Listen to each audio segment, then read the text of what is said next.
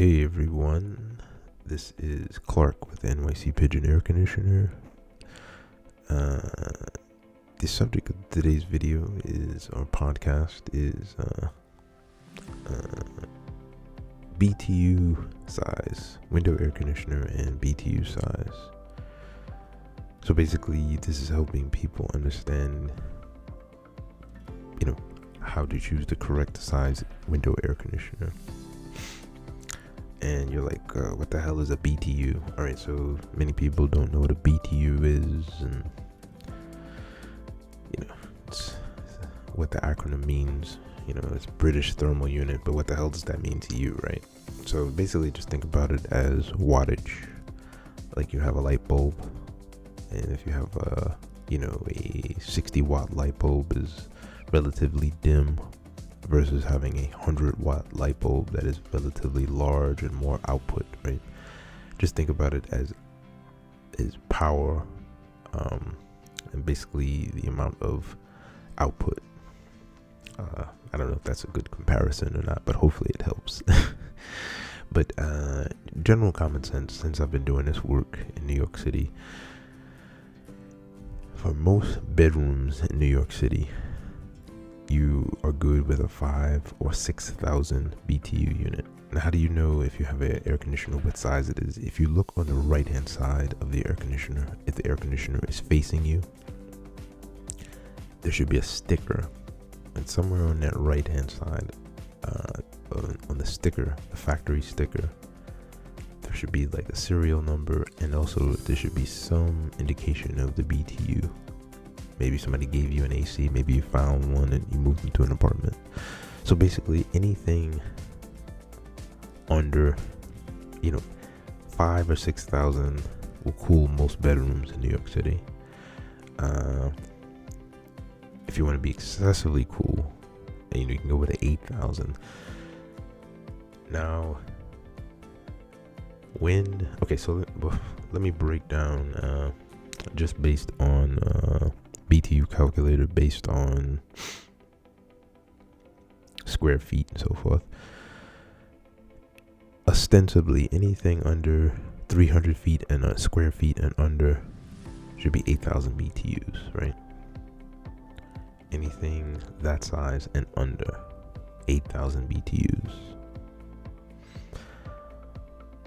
Even for bedroom. So 8,000, 6,000, 5,000 for most bedrooms is more than sufficient.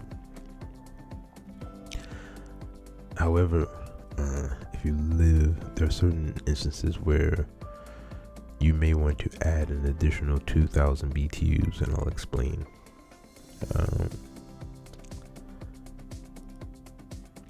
If you live in an apartment where you're constantly getting hit with sunlight and you work from home, and even if you have window shades and so forth, and there's an excessive amount of sun hitting that building, you're gonna need an additional amount of BTUs. So what am I saying? So let's say you live in an apartment and you live on the top floor of a building. You're in like in the attic, or you live in a building like you're in Bushwick, Brooklyn, or certain parts of you're in a village of Manhattan. There's poor insulation in your window and your roof. You want to have more power. You want to have a larger BTU for your room. So I'll give you an example. Let's say you live in Bushwick, Brooklyn. Shout out to Bushwick. And you're in an apartment, top floor, that was possibly a factory at one point, and you have a room that doesn't necessarily have standard insulation on the top floor, right?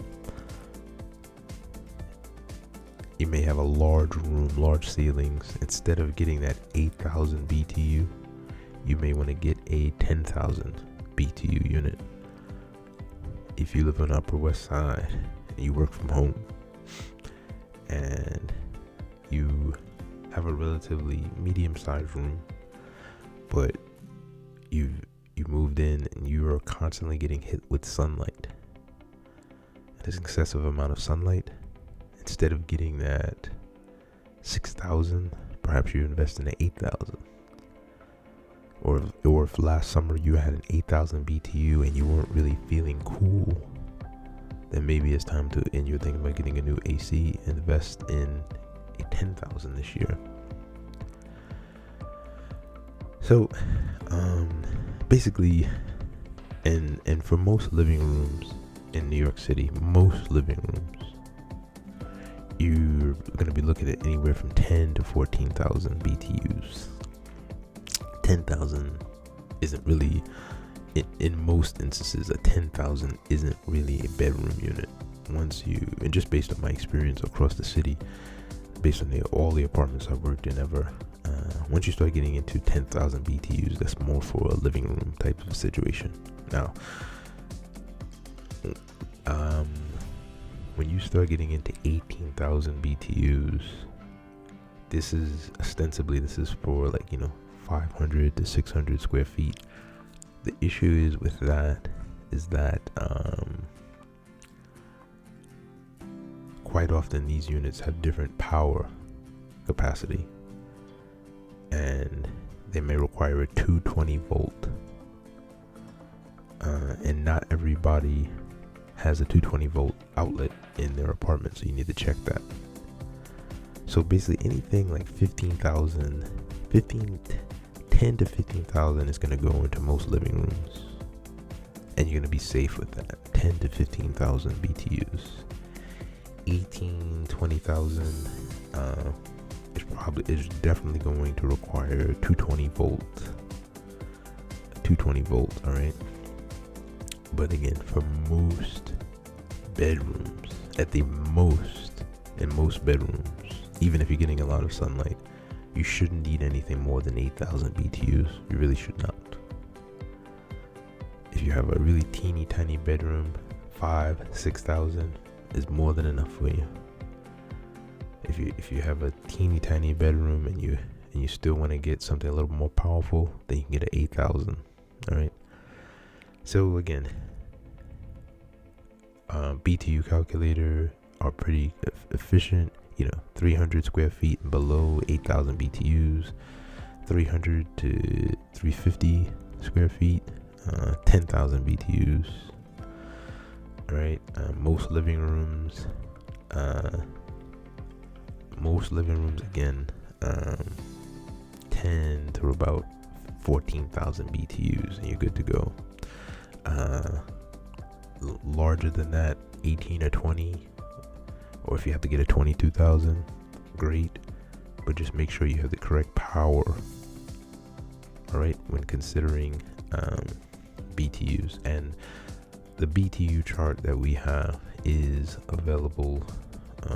If you're looking, you can go to our website and you can see NYC PIGEON's BTU calculator.